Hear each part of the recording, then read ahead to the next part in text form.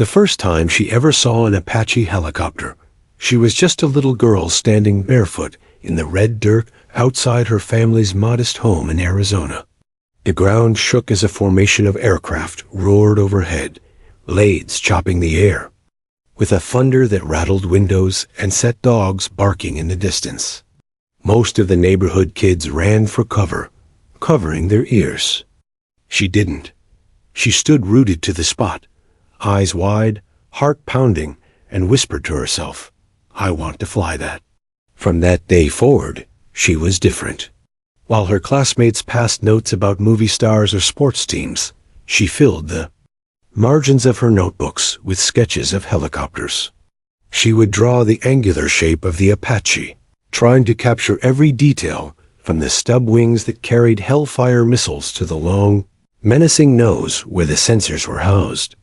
Teachers sometimes scolded her for not paying attention, but she was paying attention, just not to math problems or grammar rules. She was studying the machines of war. At home, she built crude models out of cardboard and string, hanging them from her ceiling so they hovered like a private squadron above her bed. Her parents watched with a mix of pride and worry. Pride because she was determined, imaginative, and unafraid of being different. Worry because they knew the path she dreamed of was not an easy one. Her father, a Vietnam veteran, gently tried to nudge her toward more practical ambitions, maybe becoming a teacher or even a nurse. But she would shake her head stubbornly. "I want to fly Apaches." In middle school, her fascination turned into obsession. While other kids begged for video games, she saved her allowance to buy aviation magazines. She learned the history of helicopters, memorized specifications, and studied military tactics far beyond her years. Her room became a small library of books on aviation. She could recite the Apache's top speed, range, and weapon systems the way others rattled off baseball stats. Of course, her passion made her an easy target. Boys in her class teased her. "Girls don't fly attack helicopters." Some laughed outright, calling her dream crazy. Even a few teachers, well-meaning but misguided, suggested she set her sights on something more realistic. But the teasing only fueled her determination. She was stubborn in the way only a dreamer can be, convinced that if she wanted it badly enough, she could bend the world to her will.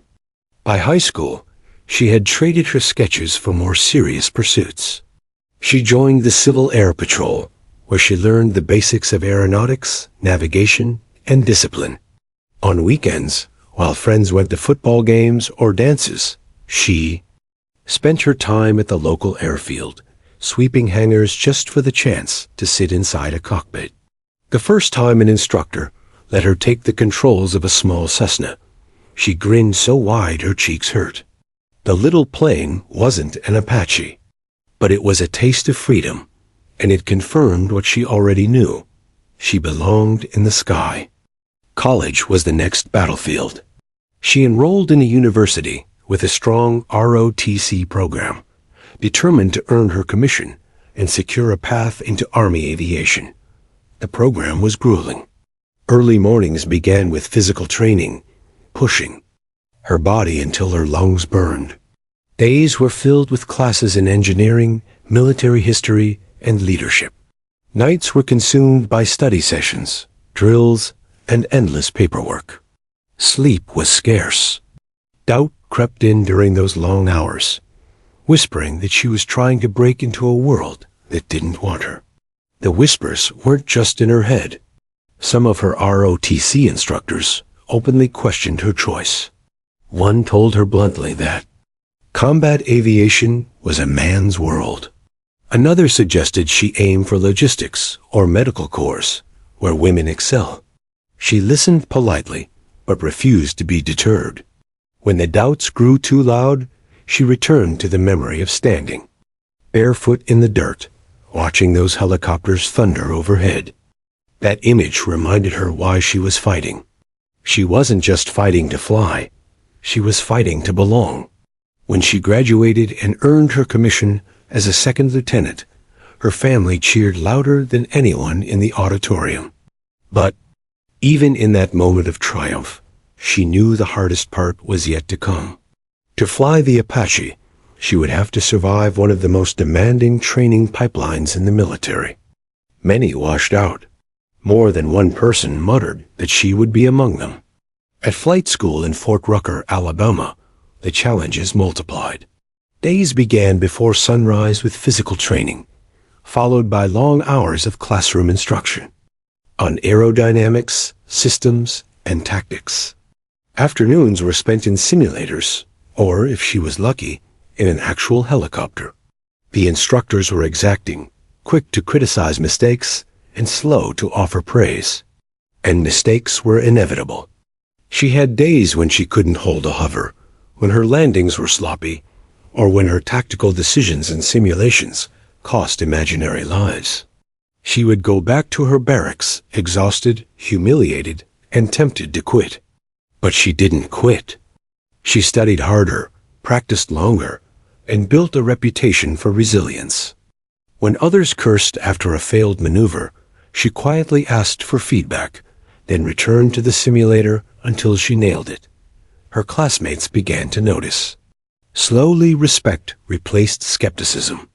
The first time she strapped into an A-64 Apache. For a live flight, she felt a surge of emotion she hadn't expected. The machine was bigger, louder, and far more intimidating than any helicopter she had trained in before. As the engines roared to life, she felt the vibrations surge through her bones. The cockpit smelled of oil and metal, the air thick with heat and adrenaline. And then they lifted off. The ground fell away, and the world opened beneath her. She was flying an Apache, the dream of her childhood made real. That night, she lay awake in her bunk, replaying every second of the flight. The feel of the cyclic in her hand, the way the helicopter responded to her touch, the view of the landscape rolling out beneath her. It was everything she had imagined and more. For the first time in years, she allowed herself to believe, not only that she could do this, but that she would. Yet even as her skills sharpened, the shadow of doubt never fully disappeared. Rumors circulated in the barracks. Women rarely got combat assignments. Some said it was policy. Others said it was politics. Either way, the message was clear. Her dream was still in jeopardy. She pushed the fear aside, focusing instead on each flight, each exam, each evaluation. If the system was going to deny her, she would at least make sure it wasn't, because she wasn't good enough. By the time she completed the program, she ranked near the top of her class. Her instructors praised her cool under pressure, her precision, and her leadership. She received her wings with a mixture of pride and disbelief. The little girl who once stared at helicopters from her backyard was now a certified Apache pilot. But the celebration was short-lived. When the time came for assignments, she watched as her male classmates received combat deployments. She was assigned to a stateside support role. Officially, it was because of operational needs. Unofficially, she knew what it really was, the same old barrier, repackaged in polite language. She tried to hide her disappointment, but inside, her heart sank. For years, she had dreamed of flying into combat, of proving herself in the ultimate test of skill and courage. Now, that dream felt as distant as it had on the day she first whispered, "I want to fly that into the desert wind." But she wasn't done fighting. Not yet. The road from receiving her wings to becoming a fully qualified Apache pilot was lined with equal parts triumph and trial. On paper, she had everything going for her. Sharp instincts, excellent grades, and the kind of discipline that separated those who merely wore the uniform from those who lived it. Yet, in practice, she quickly learned that excelling in Army aviation wasn't just about flying skills. It was about politics, perception, and persistence in the face of subtle barriers no manual ever warned her about. Her first months as an Apache pilot were consumed by advanced training. Flying the Apache was unlike anything else. The helicopter was both elegant and brutal, capable of surgical precision one moment and overwhelming destruction the next. The twin engines roared like beasts, but the controls demanded delicacy. Too much input, and the aircraft bucked violently. Too little, and it drifted out of control. She learned to guide it with the same balance of strength and finesse that a musician brings to a violin. Every mission, every maneuver, was about mastering that balance. Weapons training brought a new level of intensity. The Apache wasn't just a helicopter. It was a flying arsenal.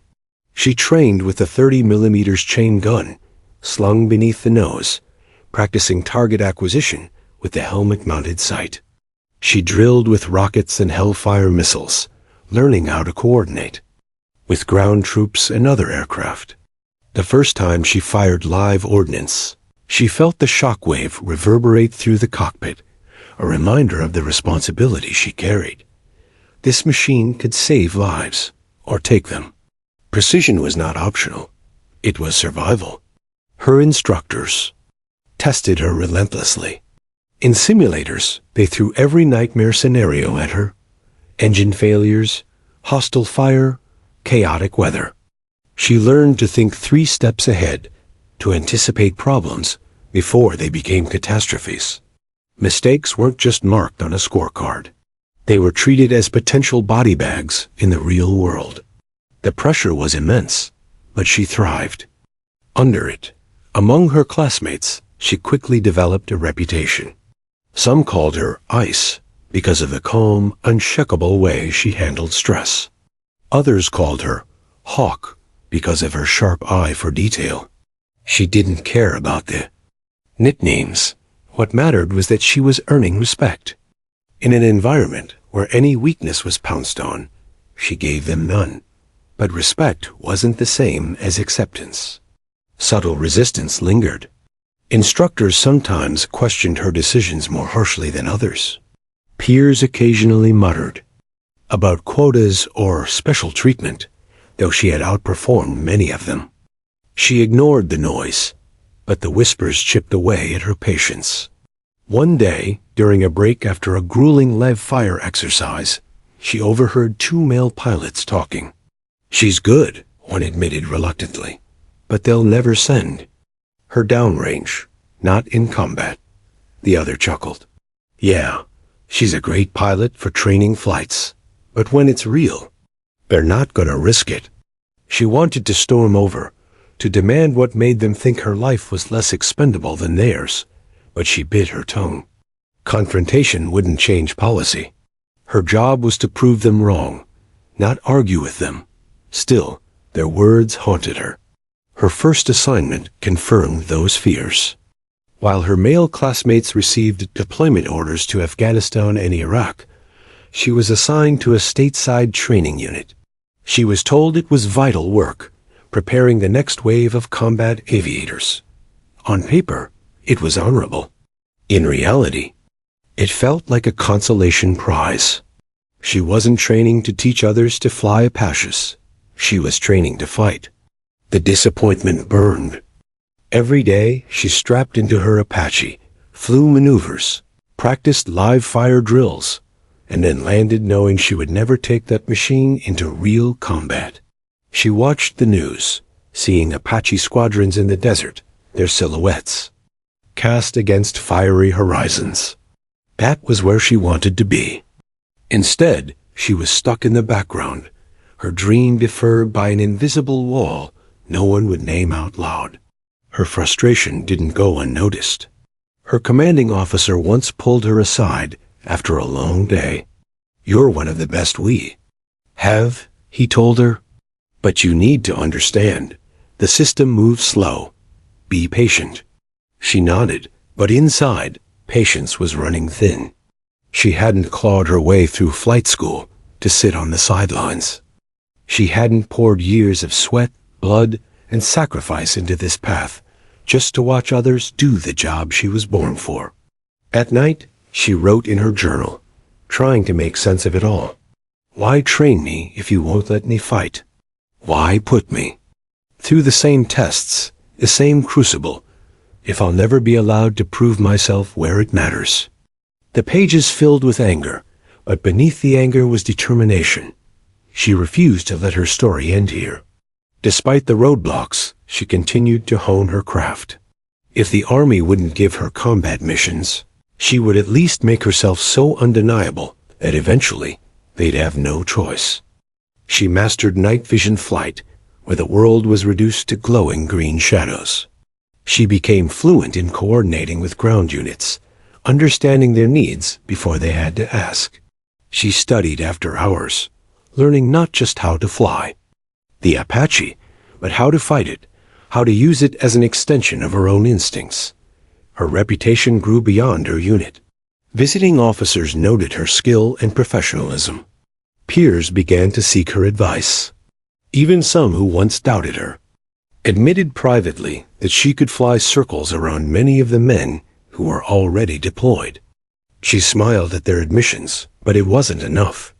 Recognition without opportunity was just another cage. Then came the moment that almost broke her. One of her closest friends from flight school, a male pilot who had struggled just to graduate, was deployed to Afghanistan. He wrote her letters describing missions, the adrenaline of combat, the bond with troops on the ground. "This is what we trained for," he told her. She was happy for him, but reading his words was like swallowing glass. He had barely scraped through training, yet he was living the dream she had earned 10 times over. That night, she sat alone, in her quarters, staring at her flight helmet. She ran her hand over the scuffed surface, the visor reflecting her tired eyes.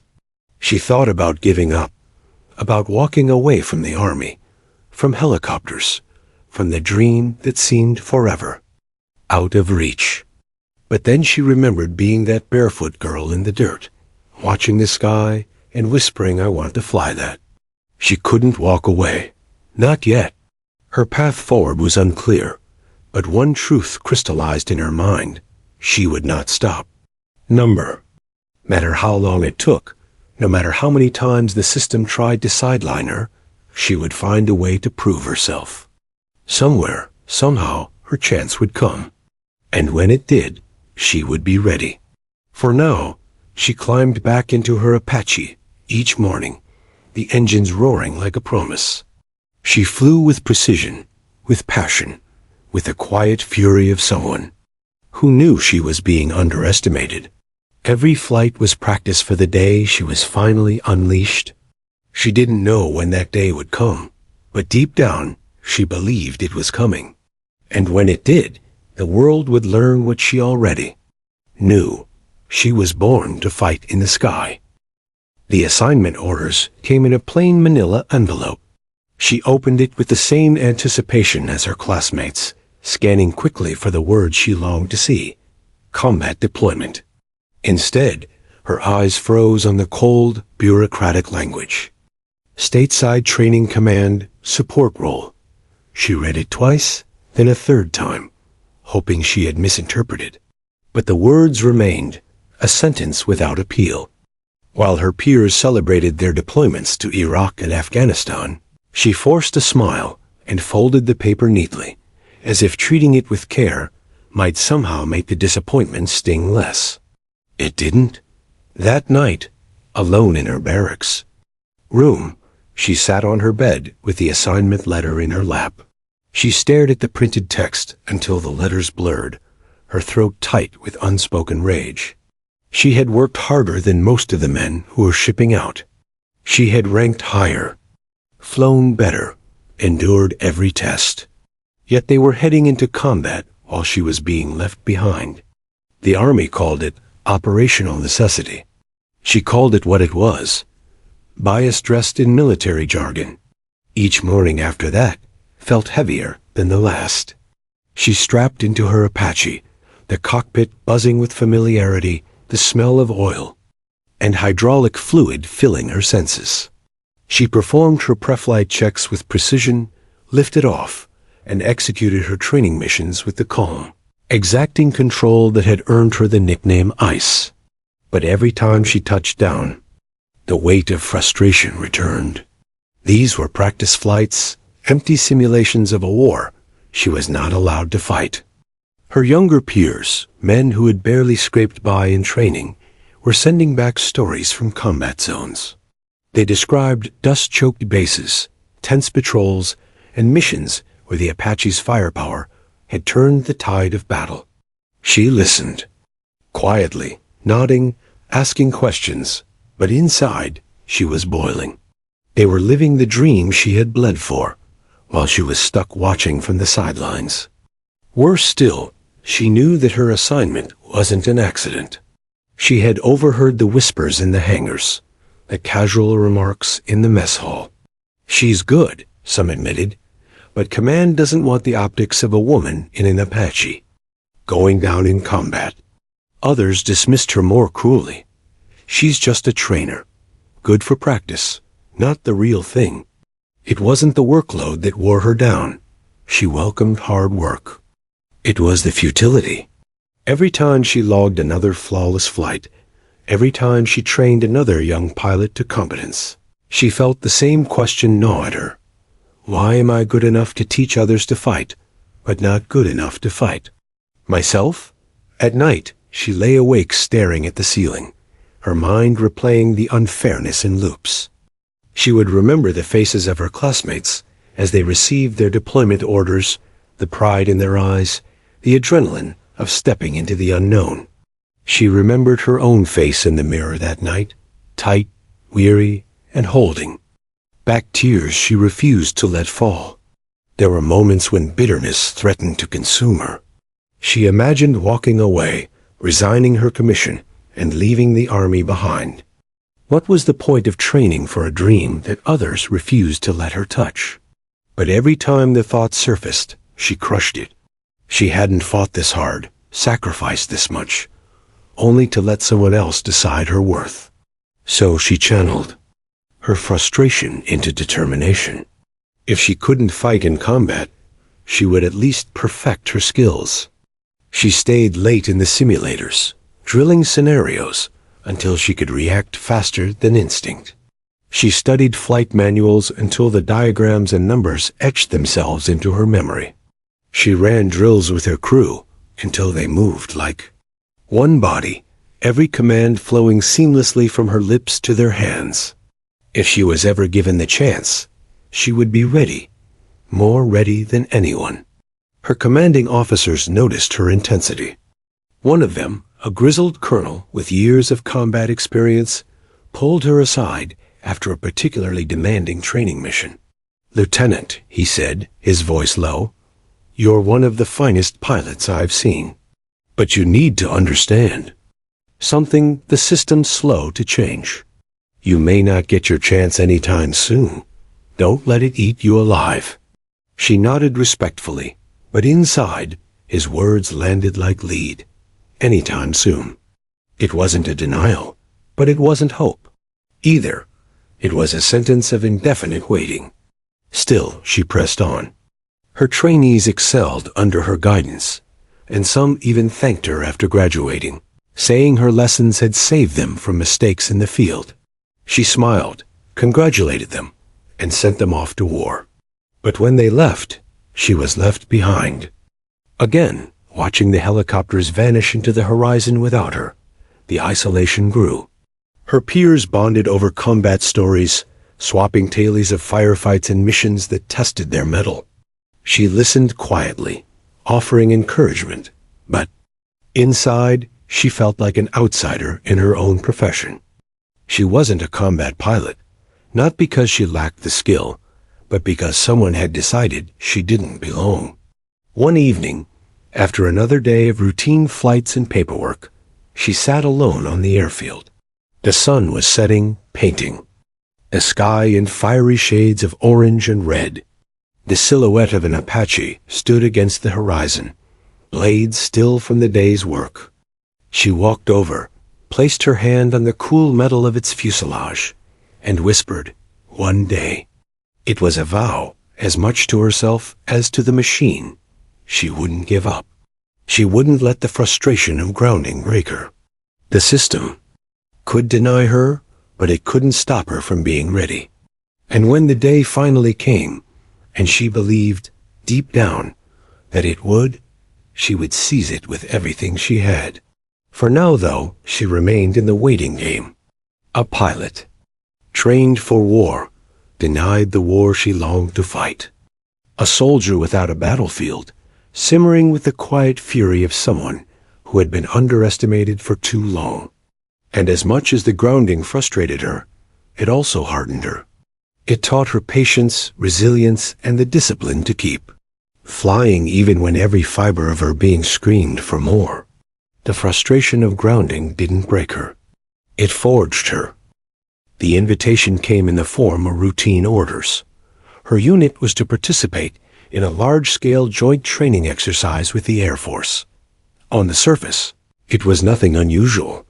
The Army often coordinated with other branches to simulate combined operations. For her, it was just another assignment in a long line of training missions. Yet something about this one felt different. Maybe it was the scale, maybe the rumors of new aircraft being involved, or maybe it was the restless feeling in her chest, a whisper that change was coming. The exercise took place at a sprawling desert base, where the sky stretched endlessly and the horizon shimmered in the heat. When she arrived, she saw the familiar green shapes of Apaches lined up neatly on the tarmac. But further down the runway, her eyes caught something she had never seen up close before. Sleek, angular jets with sharp edges that seemed designed to slice through the sky itself. F-22 Raptors. Even parked, they radiated menace and grace. She watched as Air Force pilots moved around them, helmets tucked under their arms, exuding the kind of easy confidence that came from flying the most advanced fighter on the planet. There was a swagger to them, a sense of being part of an elite brotherhood. She felt a pang of envy, not for their aircraft, but for their freedom. No one questioned whether they belonged in combat. No one told them to be patient. The first day of the exercise was grueling. She and her crew practiced simulated close air support, coordinating with ground troops while Air Force jets flew overhead, providing air superiority.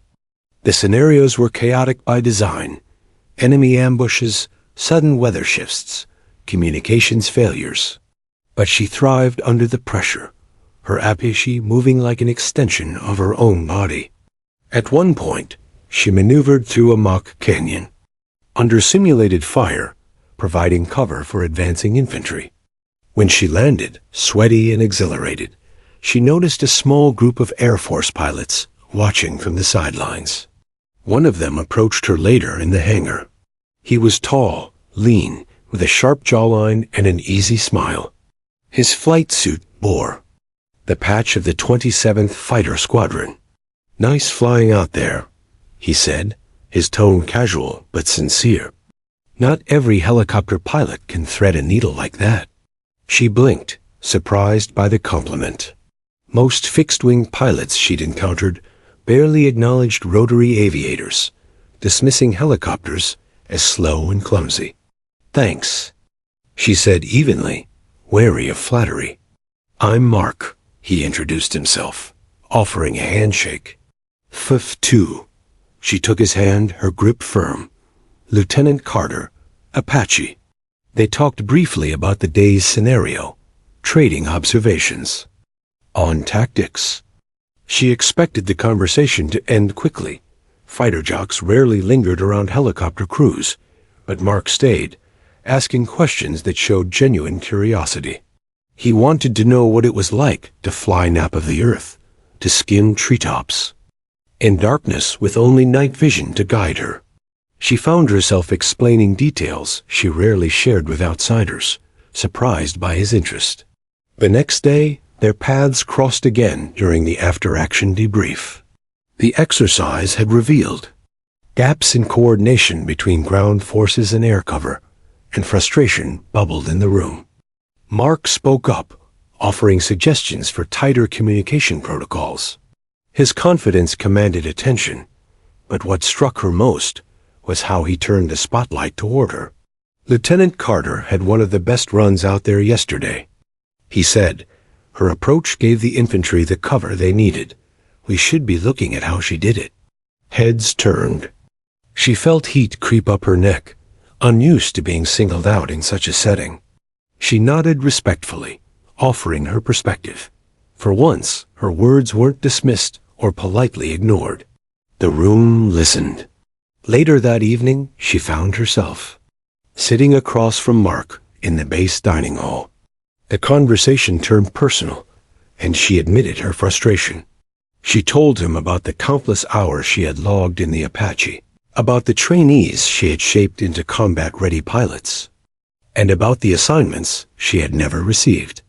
Her voice was steady, but the bitterness was there, raw and undeniable. I was trained for combat, she said, but I've never been allowed to fight. Mark leaned back, studying her for a moment. Then he shook his head, disbelief written across his face. That's insane. You've got the skills, the mindset. I can see it. Keeping you out of combat? That's wasted talent. She shrugged, trying to mask how much his words meant. She had heard encouragement before, but this felt different. He wasn't offering sympathy. He was stating a fact. And then he said the words that would echo in her memory for years. We need you. Simple words, but powerful. They cut through the fog of doubt and bureaucracy like a blade. Someone outside her circle, someone with no stake in her struggle, believed in her. More than that, he recognized her value, not as a token, not as an exception, but as a necessity. In the days that followed, Mark made a point of seeking her out during the exercise. They exchanged tactical notes, discussed flight philosophies, even joked about the rivalry between jet pilots and rotorheads. She found his confidence contagious, his belief in her abilities unwavering. He never treated her as an oddity in a man's world, only as a fellow pilot. Others began to notice. During one mission, when communication faltered and chaos threatened to unravel the scenario, she stepped in, coordinating air and ground elements with calm precision. Mark backed her up immediately, reinforcing her decisions. By the end of the exercise, even skeptical commanders were acknowledging her leadership. When the exercise concluded, the units prepared to part ways. She and Mark stood on the tarmac, the desert wind whipping dust around them. Keep pushing, he told her. Don't let them sideline you.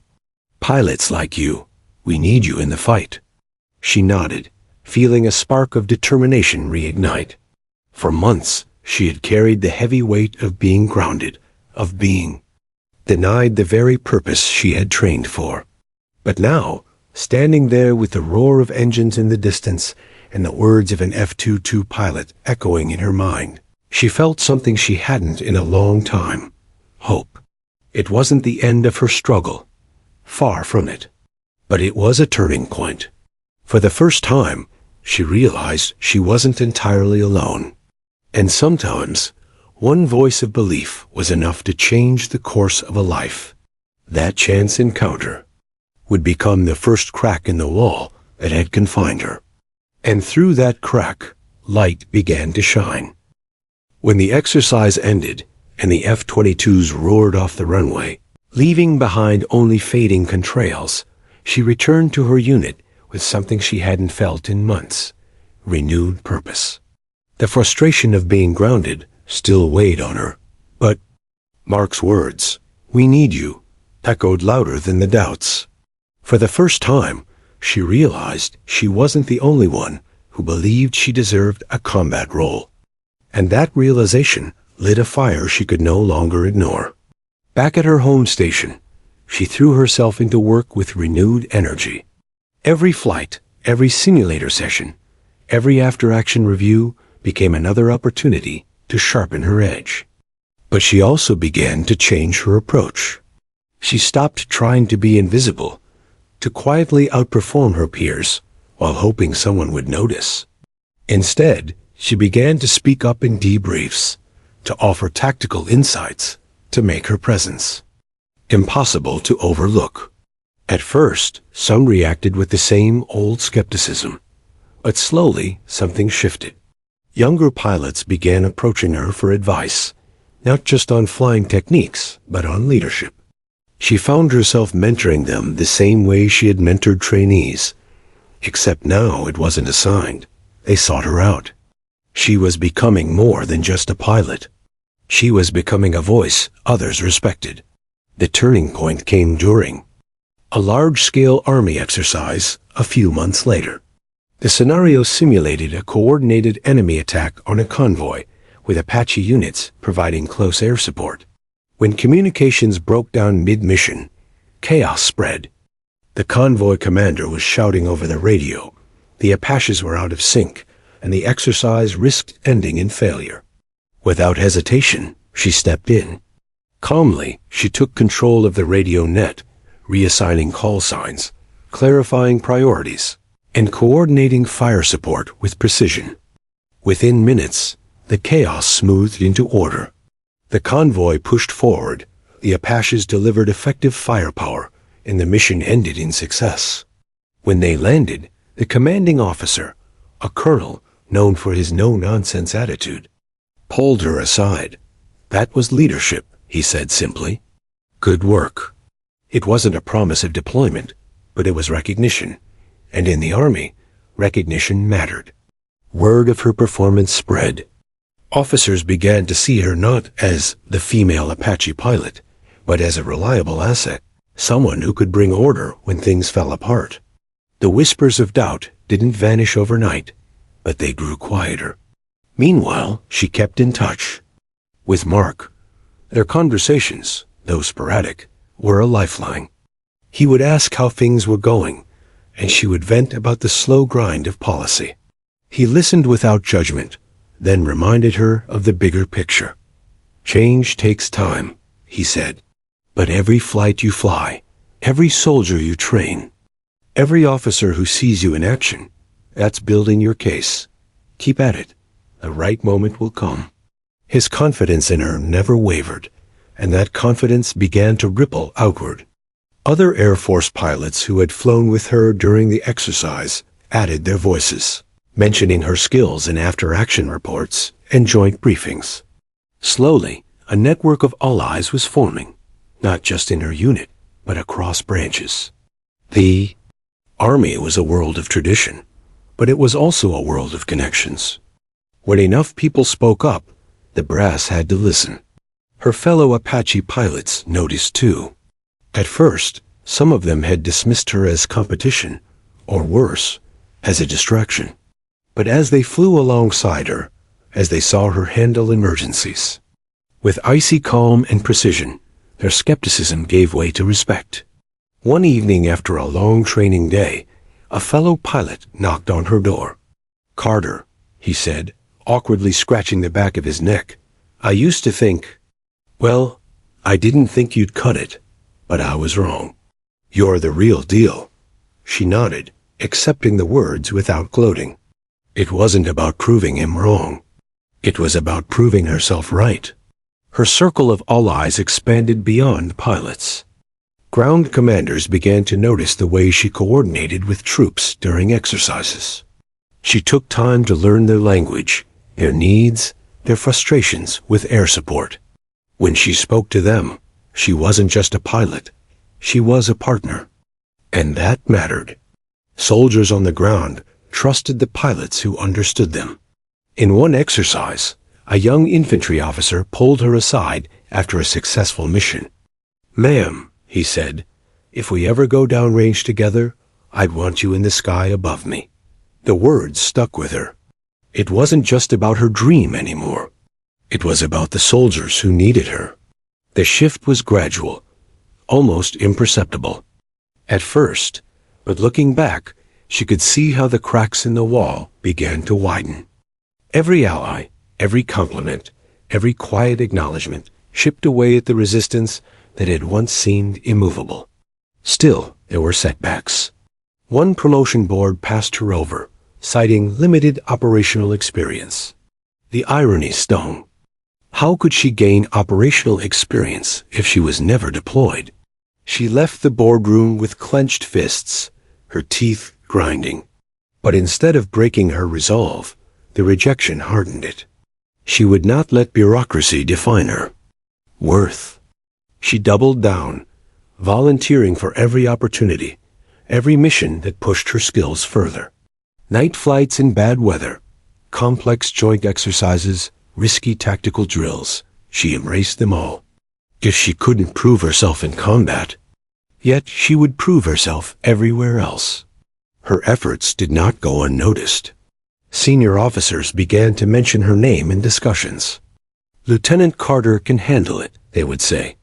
"She's dependable." The respect was still wrapped in cautious phrasing, but it was respect nonetheless. And beneath it all, the memory of that F-22 pilot's words remained her anchor. "We need you." It wasn't just about her anymore.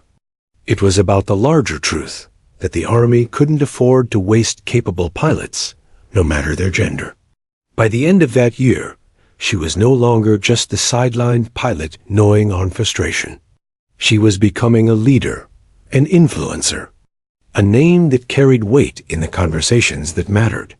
The system hadn't shifted yet, but the people inside it had begun to.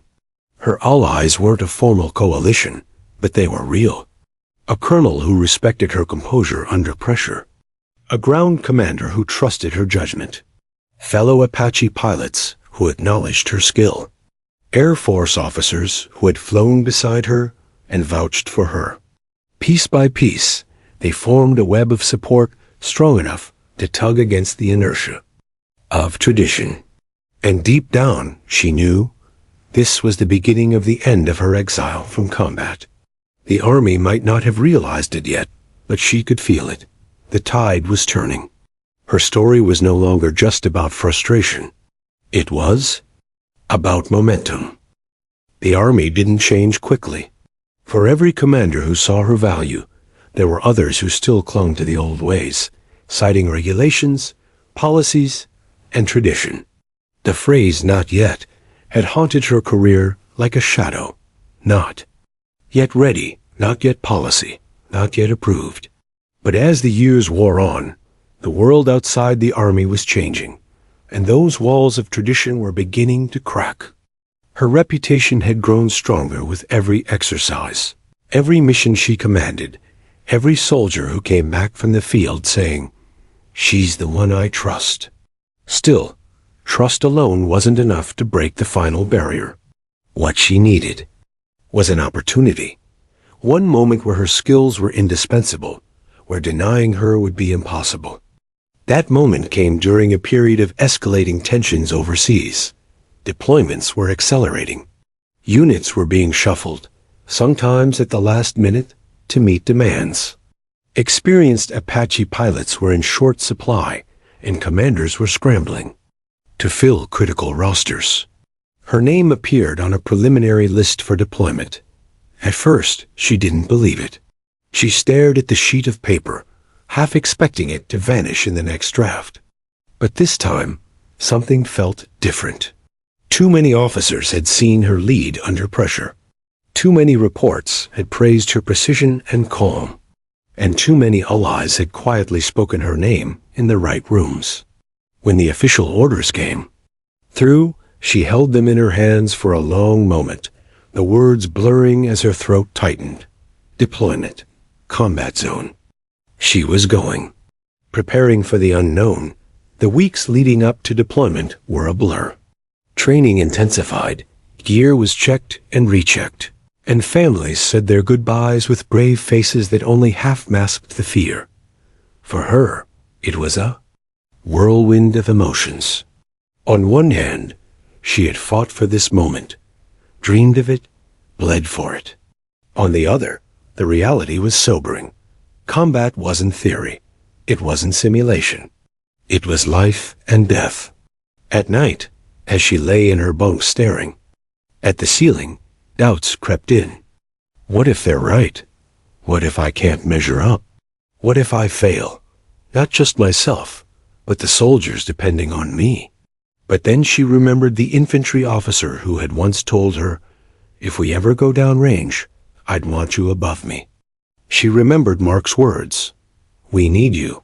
And she remembered every flight, every storm, every emergency where she had stayed calm while others faltered. She wasn't untested. She was prepared.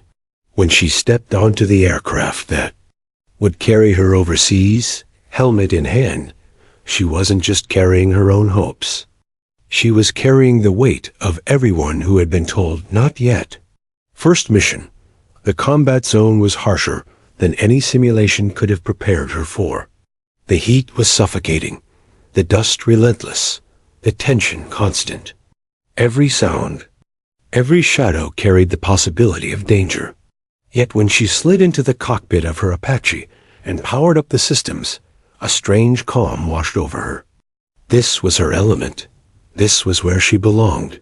Her first mission came quickly, providing overwatch for a convoy moving through hostile territory. It was the kind of assignment that tested every skill she had trained for: tight coordination, with ground forces, precision targeting, constant vigilance. As the convoy moved through a narrow valley, the ambush came. Gunfire erupted, the radio crackled with panic, and smoke billowed from an armored vehicle hit by an IED. Her pulse spiked, but her hands were steady on the controls. "Convoy, this is Apache 2-1, she said into the mic, her voice calm. "And clear. We see your position. We've got you covered." She maneuvered low, scanning for enemy positions. Her weapons officer called out targets, and together they unleashed the Apache's fury, rockets and cannon fire raining down with surgical precision. The enemy fire faltered, then broke. The convoy pushed forward. Soldiers who might have died that day lived to fight another. When they returned to base, the infantry commander sought her out. He didn't say much, just looked her in the eye, nodded once and said, "You saved lives today." It was all the validation she needed. Winning respect word spread quickly. The female Apache pilot wasn't just in combat. She was excelling. Skeptics who had once doubted her now found themselves quoting her mission reports. Ground troops began requesting her by call sign when they needed air cover.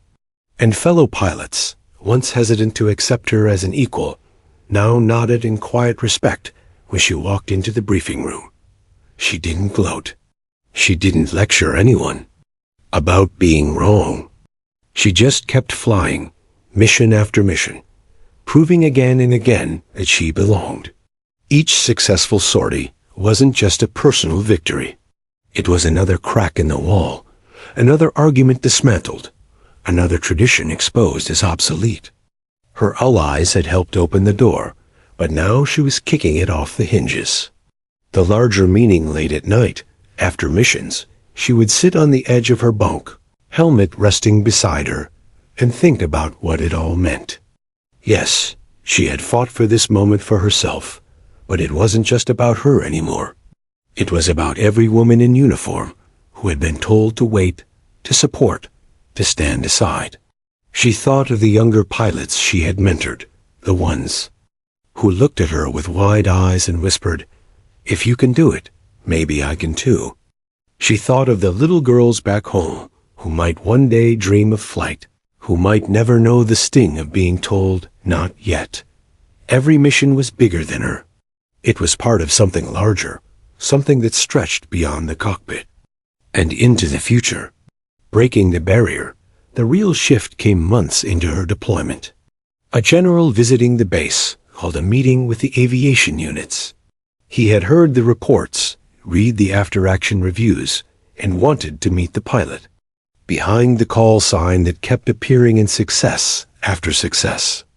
She stood before him, boots dusty, uniform wrinkled, exhaustion etched into her face. But her posture was straight, her eyes steady. "I've heard a lot about you," the general said, studying her. "You've done good work out here." "Just doing my job, sir," she replied. He nodded. "That's exactly it. You're proving that this isn't about gender. It's about capability. Keep it up." It was a simple exchange, but she knew what it meant. Recognition at that level wasn't just personal. It was political.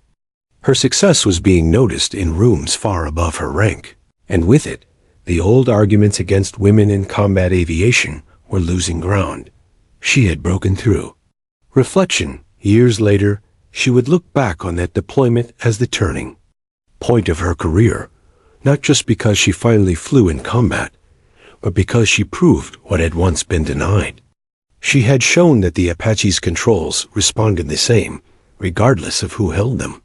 That precision, courage, and leadership weren't gendered traits. That the only thing wasted was talent when it was ignored. Her barrier-breaking flight wasn't a single moment, but a series of missions, each one hammering at the wall until it finally crumbled. And as she looked forward, she knew she hadn't just changed her own path. She had opened the way for those who would come after her. The Army was never the same again.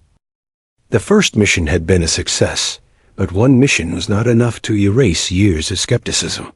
For many, she was still a question mark. Could she handle the grind of combat? Could she endure the pressure when the adrenaline faded and exhaustion set in? Was her first victory just luck? She knew the doubts hadn't disappeared. She felt them in the way some senior pilots studied her in the briefing room, in the whispered conversations she caught when they thought she was out of earshot. One good sortie wasn't proof. Real proof came over time, in the consistency of performance, in the ability to deliver again and again when it mattered most. And so she set out to do exactly that. The long grind combat wasn't glamorous. It was long days of dust-filled air, mission briefings that stretched into the night, and the constant tension of knowing each flight could be the one where things went wrong. She flew missions that blurred into each other, convoy escorts, overwatch for raids, armed reconnaissance into hostile territory. Each one tested her in new ways. There were nights when the desert sky was so dark, it felt like flying through ink, with only the faint glow of instruments to guide her. There were days when enemy fire cracked against the armor of her Apache, rattling her teeth and testing her composure. And there were moments, brief, terrifying moments, when she thought she might not make it back, but she did. Every time, she brought her crew home. And with every successful mission, the weight of doubt lifted just a little more. The convoy under siege. One mission in particular etched itself into her memory. An armored convoy had been ambushed on a narrow road flanked by steep ridges. RPG fire rained down, and the lead vehicle was already disabled. The convoy was pinned, unable to move forward or retreat. She and her wingmen were scrambled to respond. The radio crackled with panic as the ground commander pleaded for cover. She pushed her Apache hard, skimming low over the ridgeline before popping up to assess the battlefield. The scene below was chaos. Smoke, flashes of gunfire, soldiers scrambling for cover.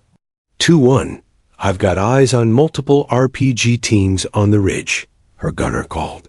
Copy, she replied, her voice steady. Engaging. She fired rockets into the ridge, scattering one group, then swung the Apache around to bring her cannon to bear on another. Her wingmen followed, and together they unleashed precise, coordinated fire. Within minutes, the ambush collapsed. The convoy moved again, battered but alive. When she landed, her flight suit damp with sweat, she was met by the convoy commander, a grizzled captain with dust ground into every crease of his uniform. He looked at her for a long moment, then said simply, "You kept us alive out there." It wasn't just gratitude. It was acknowledgement. Respect-earned word of that mission spread quickly through the base. Soldiers began to whisper her call sign with respect. Ground commanders, who once might have hesitated to trust her, now requested her by name when planning missions. And fellow pilots, some of whom had once doubted her, began to see her not as an exception, but as one of them. The respect didn't come through speeches or policies. It came through action, through the relentless rhythm of missions flown and lives saved. She didn't demand acceptance. She earned it. One evening in the operations tent, a senior pilot who had once dismissed her pulled her aside. "I'll be honest," he said, his voice low. "When you showed up, I didn't think you'd last." "I was wrong. You're one of the best we've got." She didn't gloat. She just nodded. That was enough. The cost of combat, proving herself, didn't come without a cost. The long hours wore on her body. The weight of command, knowing each decision could mean life or death, pressed heavily on her shoulders. There were missions that haunted her, moments when she couldn't save everyone, when the limits of firepower and time became painfully clear. She carried those memories with her, tucked away behind the calm mask she wore in the cockpit. At night, in the rare quiet moments, they resurfaced. Faces, voices, echoes of radio calls cut short. Proving herself wasn't just about victories. It was about learning to live with the burden of war. But she bore it, because she knew the alternative was worse. A world where she had never been given the chance at all. The turning point, her true turning point, came during a high-stakes mission deep into enemy territory. Intelligence had identified a weapons cache hidden in a cluster of buildings. Special operations forces were moving in to secure it, and she was tasked with providing close air support. The insertion went smoothly, but as the team approached the target, enemy fighters emerged from hidden positions. The firefight was immediate and intense, and the special operations team found themselves pinned down. From above, she had a clear view of the battlefield. Enemy positions, muzzle flashes, the frantic movements of the team below. She acted instinctively, diving her Apache low, firing rockets into the buildings where the ambush had originated, then circling back to strafe with the cannon. Her wingman took damage and had to pull out, leaving her alone. For long, harrowing minutes, she was the only thing standing between the trapped soldiers and disaster. She pushed her Apache to its limits, her voice calm as she relayed updates. To the ground commander. "You've got an exit route clear to the north," she reported. "Move now. We'll cover." The team broke contact, retreating under her protective fire. By the time they reached safety, the Apache's fuel gauge was dangerously low, her ammunition nearly spent, and her body vibrating with exhaustion. When she landed, the Special Operations Commander, a man not known for handing out compliments, approached her. "We wouldn't be here without you," he said. "You didn't just support the mission, you saved it." That mission silenced the last of the doubters. Beyond proof, by the end of her deployment, she was no longer defined by being a female Apache pilot. She was defined by her record, missions flown, lives saved, respect earned. Her name was mentioned in reports that traveled up the chain of command. Her call sign carried weight across units. And her presence in combat, once a controversial exception, became a precedent. But more than any official recognition, what mattered most were the quiet words from the soldiers she had protected.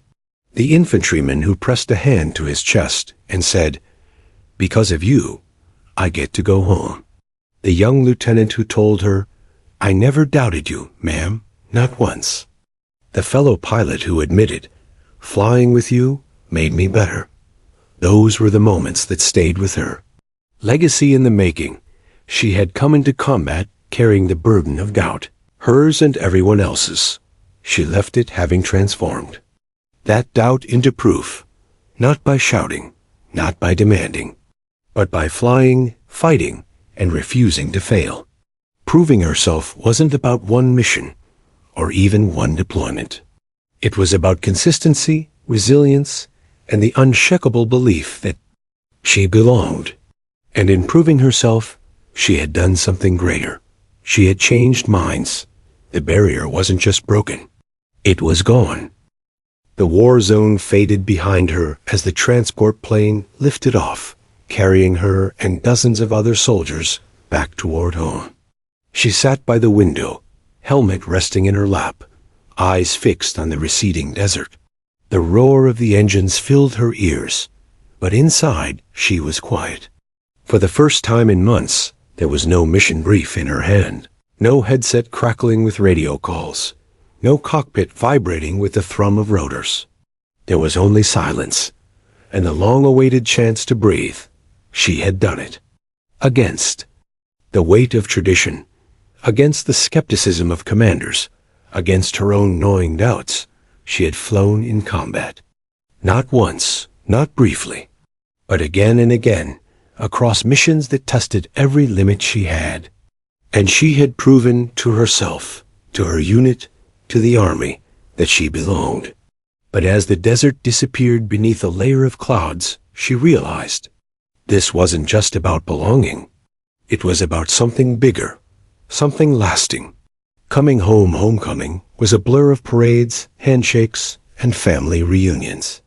For many, it was a chance to slip back into ordinary life. For her, it was different.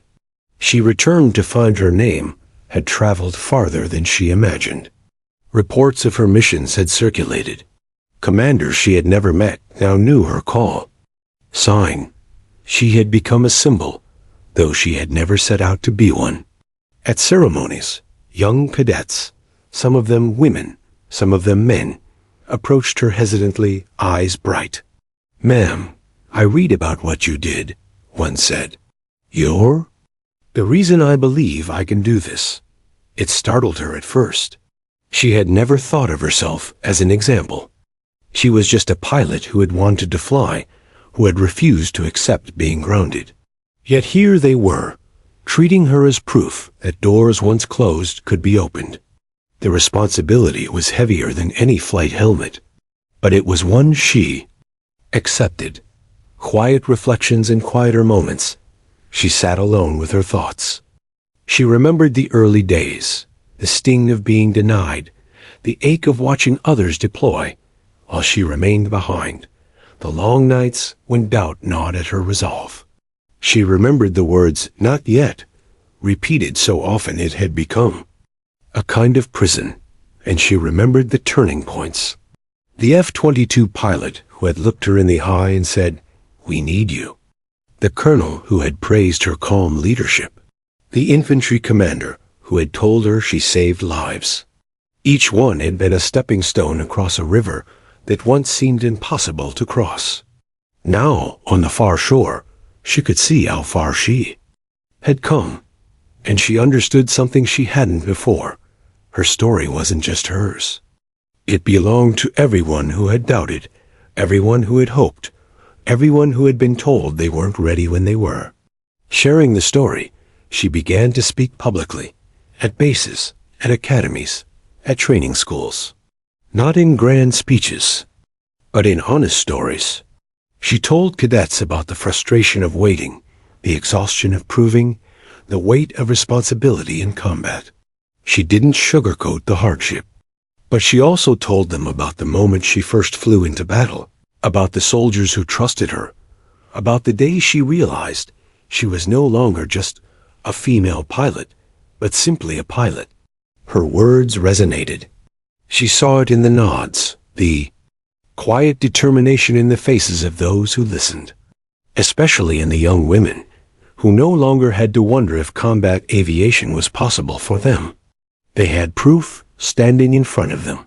Ripples of change policy shifted in the years that followed. Barriers that had once seemed immovable began to crumble. The Army, slow to change but not immune, opened more combat roles to women. And as those roles expanded, more names like hers began to appear on rosters, in after-action reports, in the annals of history. She wasn't the only one. She knew. Others had fought similar battles, some quietly, some loudly. But she had been part of the tide, part of the momentum that pushed the walls down. And every time she saw a new generation of female pilots climbing into the cockpit of an Apache, helmet under their arm, eyes alight with determination, she felt a swell of pride. Not for herself alone, but for what it meant. The path was open. The personal toll change came with a price, and she bore it in ways few saw. The long nights replaying missions that hadn't gone perfectly. The friends lost along the way. The scars, some physical, many invisible, that came from living under the constant shadow of war. There were days she questioned whether it had been worth it, whether breaking the barrier had justified the cost. But then she would receive a letter or a message from someone she had flown above, someone whose life had been spared because of her actions. Or she would meet a young woman who said, "Because of you, I never doubted I could fly." Those reminders steadied her. The toll was real, but so was the legacy. Looking back, looking forward years later, long after she had hung up her flight helmet for the last time, she stood at an airfield watching a new generation of Apaches thunder into the sky. She no longer felt the sting of envy or the ache of being left behind. Instead, she felt gratitude. Gratitude that she had fought, that she had flown, that she had proven. And when she saw a young pilot, her braid tucked neatly under her helmet, her stride confident as she climbed into the cockpit, she smiled. That young woman didn't have to fight the same battles. She didn't have to wonder if she would be allowed to deploy. She didn't have to wait for permission. She was flying because someone else had already flown before her. Legacy, her story, wasn't about being the first or the only. It was about being the one who refused to accept "not yet" as an answer. It was about persistence, resilience, and the courage to fight battles in silence long before the roar of combat. And as history recorded her name alongside those of her peers, she knew her true legacy wasn't the missions she flew or the medals she earned. It was the doors she had opened, the minds she had changed, the lives she had touched.